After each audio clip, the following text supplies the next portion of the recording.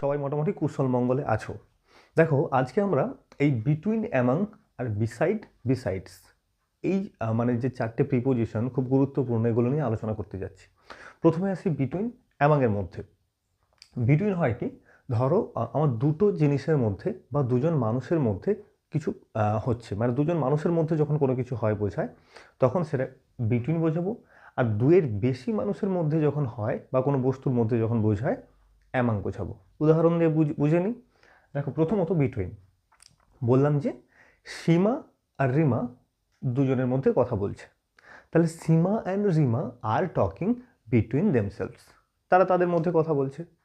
ধরা যাচ্ছে সীমা আর রিমা দুজনের মধ্যে কথা বলছে, দে আর টকিং বিটুইন দেমসেলভস। এইখানে যখন হয়ে যাবে, ধরো সীমা অনেকের সঙ্গে কথা বলছে, তাহলে কি বলবো, Seema is talking among his friends, বা sorry among her friends. Seema is talking among her friends, বা Seema is sitting among her friends, তার বন্ধুদের মধ্যে বসেছে বা তাদের সঙ্গে কথা বলছে, তাদের মধ্যে কি কথা বলছে, ধরা যাচ্ছে।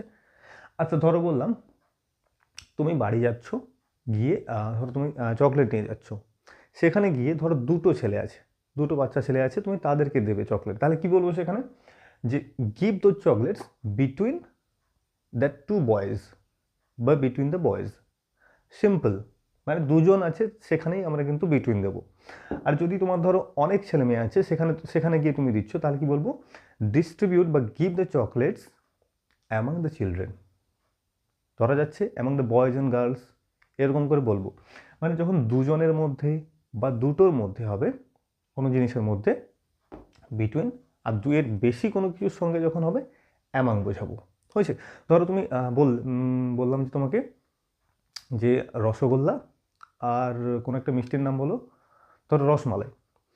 রসগোল্লা আর রসমালাইয়ের মধ্যে তুমি কোনটা পছন্দ করবে, তাহলে what will you like between rasgulla and rasmalai.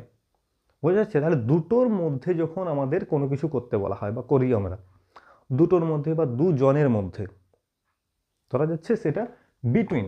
Among কি না, দুয়ের বেশি হয়ে গেলেই অ্যামাং, দুয়ের বেশির মধ্যে।